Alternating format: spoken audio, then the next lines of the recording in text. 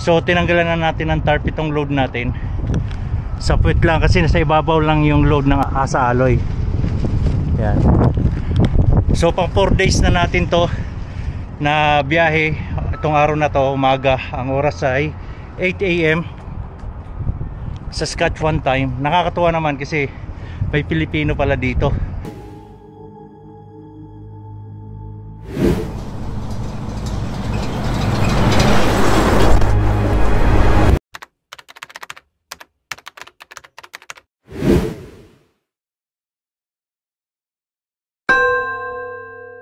So yun guys, nandito tayo sa Headingley Flying J. Nakaligo na naman tayo. Today is Tuesday, 11:31 AM. So maghapon na lang tayo, nasa Regina na tayo. Then 1 day na lang para makapag-deliver tayo ng Saskatoon hanggang Edmonton. Then Friday na natin i-deliver yung natitira sa Calgary. So ito yung Flying J truck stop.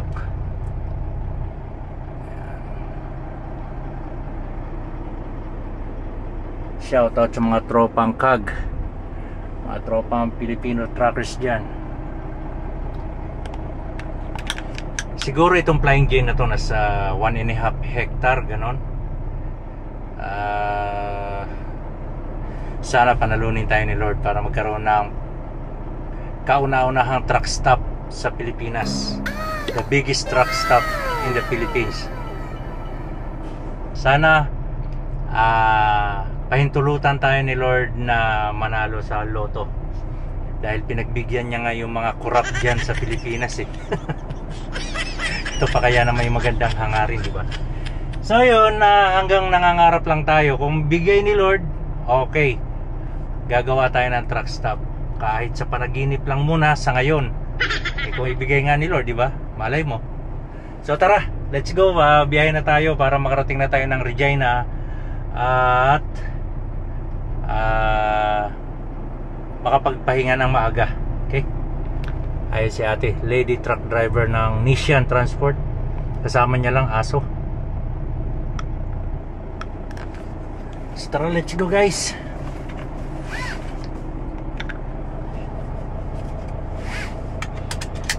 Drive. So segunda ilagay natin sa primera. Okay, good. Maxi. Dahil pumarking nga pala tayo, itatag natin ng patras, sang atras. Okay, good. Ibig sabihin natag test natin siya patras. Kung may bumunot man, safe tayo. Okay. Kung may bumunot man ng people lock natin, eh safe tayo, di ba?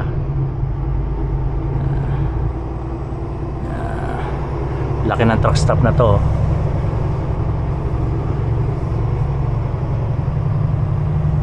Oh, Kelsey, shout out.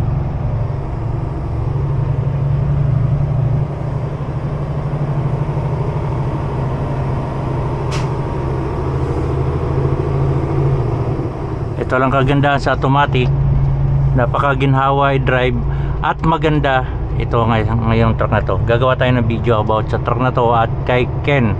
Ito Ken 2 Ken at kay Ken. Gagawa tayo ng video niyan about sa review nilang dalawa.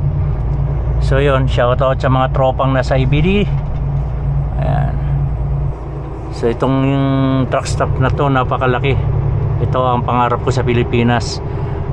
Pag binagbigyan tayo ni Lord, tayo ang kauna-unahang may truck stop sa Pilipinas na malaki.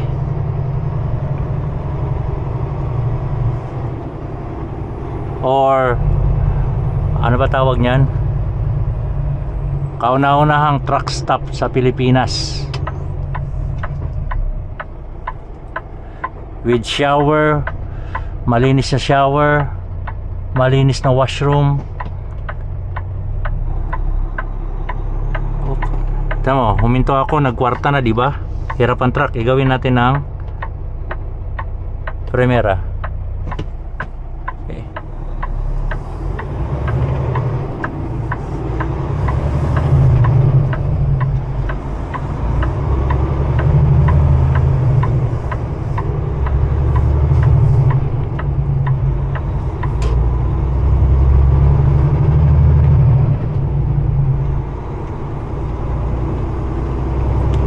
tuwing ihinto, dahil matik nga to, tuwing ihinto tayo, babalik siya sa normal na kwarta or minsan tresera.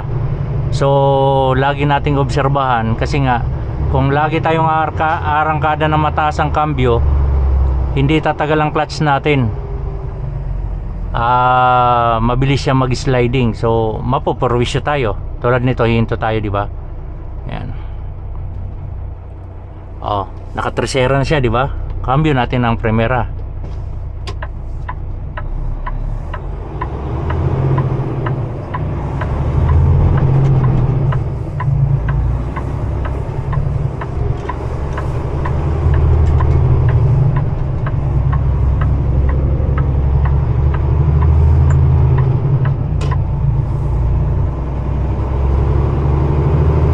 Para hindi hirap yung truck natin sa arangkada at para tumagal yung truck natin, kasi pag hindi tumagal ang truck natin, tayo rin mapoporwisyo, tayo rin maaabala, di ba? So mahalin natin ang truck natin, mamahalin din niya tayo, di ba, Tokin?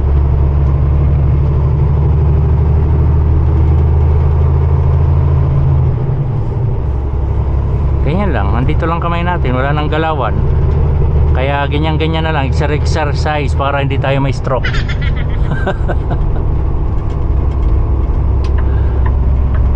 May pumarada na kotse, move tayo to the left, then back to the right.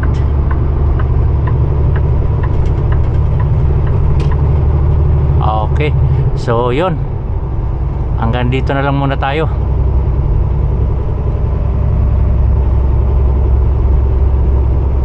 70 lang ang speed limit dito, kaya alalay lang ang takbo natin. So itong train guys, kanina ko pa yan sinusundan. Sobrang haba niya, bali tatlo ang ano niya, yung pinaka traktor niya or makina. Kala ko kanina dulo-dulo lang, may makina rin pala sa gitna. So siguro nasa 3 or 4 kilometer yung haba niya. Kanina ko pa sinusundan eh. Kung makikita sa side mirror, haba. So yan ang mga karga niya.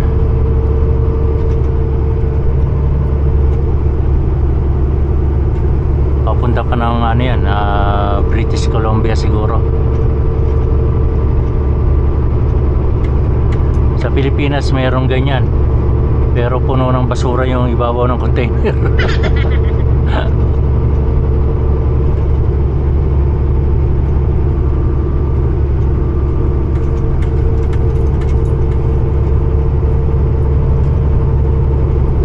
Yan lang yung speed natin.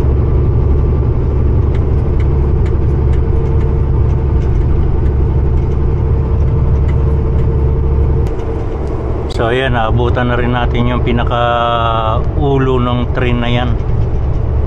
Pinaka ano, oh, bagong bago pa yung train, bago pala. Kaya pala yung nasa dulo niya, bagong bago rin yun.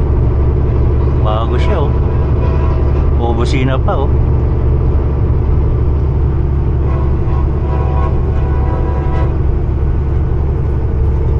Businahan din natin.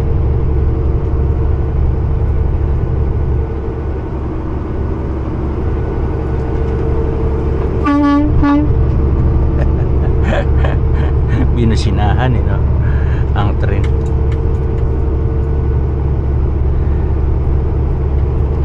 Yan, yan ang Saskatchewan, land of the living sky.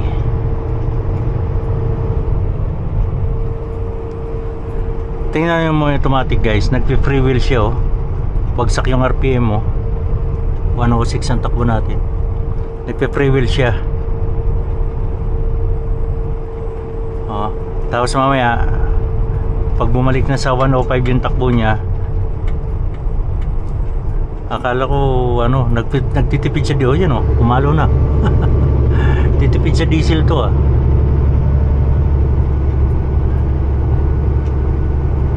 Nandito na tayo ngayon guys sa Regina truck stop, dito sa Prince of Wales ESO fuel station truck stop. Nandiyan, napakalaking truck stop na to. Isa, kahit ganito lang kalaki maganda na to sa Pilipinas. So first time ni Ken pumarada dito. Yun. Papalitan na kita, Ken, ng pangalan. Tukin. Papalitan kita kasi nagiging Antukin ako. May nag-comments na Ken or Kenny ang magiging pangalan mo. So comments below lang guys kung anong maganda pangalan niya, Ken or Kenny. So first time niya pumarada, brand new, bago rin tong truck. Ayan, dito tayo pumarada sa ano, para mamayang alas 4 makalabas tayo. Dito talaga ako pumarada sa may exit para atras na lang ako konti. May ipit, kung tayo pumarada may ipit tayo. So antay lang tayo ng sundo dahil marami tayong karga na kalakal at tubig. So dito ko kinarga yung tubig sa toolbox. Tapos yung iba nasa taas yung tubig tsaka kalakal. Yung tubig natin, oh.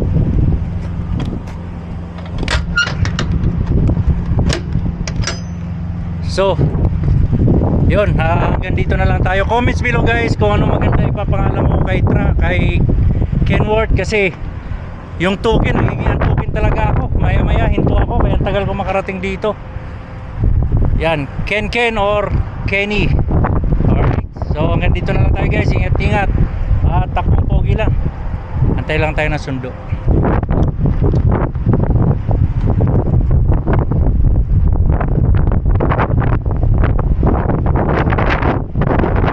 A few moments later.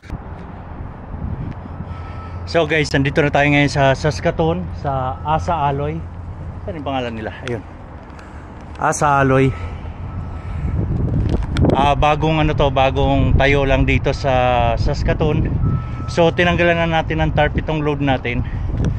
Sa puwet lang kasi nasa ibabaw lang yung load ng Asa Alloy. Yan. So pang 4 days na natin to na biyahe. Itong araw na to, umaga. Ang oras ay 8 AM Saskatchewan time. Nakakatuwa naman kasi may Pilipino pala dito. Sinalubong ka agad ako. Ang pangalan niya si Christian. So nakaka-proud kasi may mga Pilipino or may mga kababayan tayo nakapasok dito sa magandang company. Kasi itong Asa Alloy guys, napakagandang company na ito. Malaki. So yun, antayin lang natin or dalhin natin yung paperwork sa loob. Tara, thank you Christian. Mamaya usap tayo. Yan, guys, na-meet ko si Christian, kauna-unahang Pilipino sa ASA Saskatoon. So welcome Kuya Jesse dito sa ASA Saskatoon. Yeah, kasi mostly lagi kami sa Salmon ang nagde-deliver, pero ngayon first time ko dito. Okay, kamusta kayo dyan? Yan. Kamusta? Nice to meet you, Okay, Chris. nice to meet you. Okay. Okay, thank you. Salamat. Thank you.